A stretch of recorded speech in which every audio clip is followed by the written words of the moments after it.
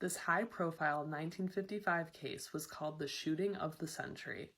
William "Billy" Woodward Jr. was heir to the Hanover National Bank fortune. His father, William Woodward Sr., was president and director of the bank and was also a close personal friend of the King of England, Edward VII. After Billy went to college, he joined the Navy and fought in World War II, where he received a Purple Heart. During his naval service, he was set up with Anne Crowell, a model, actress, and showgirl in upscale Manhattan nightclubs by his father. It was speculated that Anne had been Woodward Sr.'s mistress, and he was now passing her off onto his son. In 1940, while working as a radio actress, Anne had been voted the most beautiful girl in radio. While his father seemingly approved, his mother Elizabeth objected to the couple because she thought Anne was a gold digger. Even with his mother's opposition, Billy proposed, and he and Anne were married in 1943, 2 weeks after they announced their engagement. Unfortunately, their marriage was a very unhappy one. Both were heavy drinkers, had a string of affairs, often argued in public, and Anne also began abusing prescription drugs.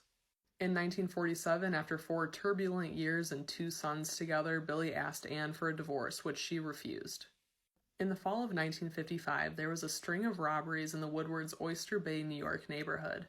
On October 30th, 1955, Billy and Anne returned home after attending a dinner in the honor of the Duke and Duchess of Windsor, aka Wallis Simpson and the former King of England, Edward VIII.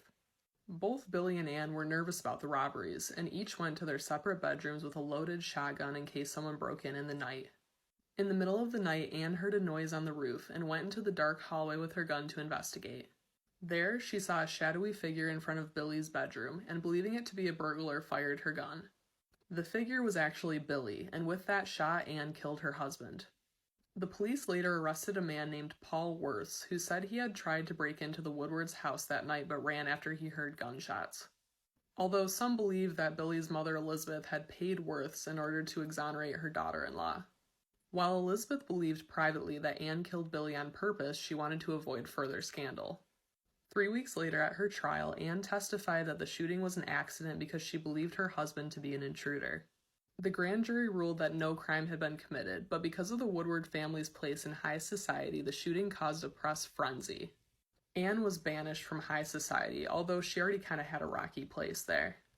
Anne then spent her remaining years traveling and having relationships with younger men.